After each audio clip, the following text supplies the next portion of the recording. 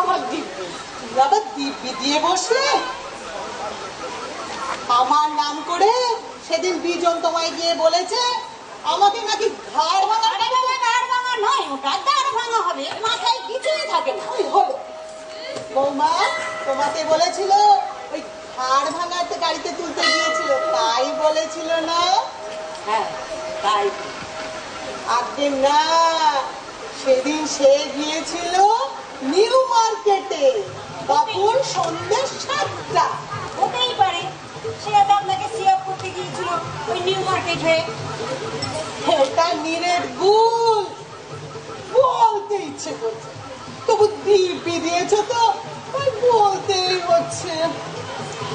সেদিন সে গিয়েছিল নিউ মার্কেটে ফুলের দোকানে, সঙ্গে আবার একটা মেয়েও ছিল।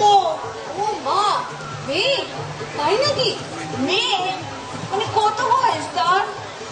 আমার অজিত নিজের বউ ছাড়া অন্য কোনো মেয়ের দিকে দেখে না, তো বয়সটা কত তা বলতে পারবো না। তবে কথাটা শুনে আমার লজ্জায় মাথা কাটা যাচ্ছে। কিন্তু এখন তো আপনার মাথা ঠিকই আছে। চুপ করো।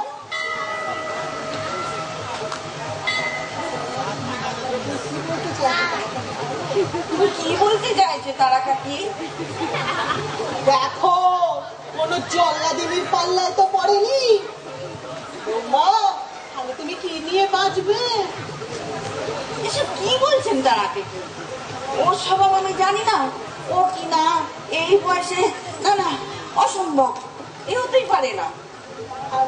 আগেই বলেছি, বয়স, বিশেষ করে এই বয়স সাংঘাতিক বয়স,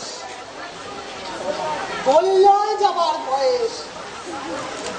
যা বলছিলাম বৌমা, বিজনের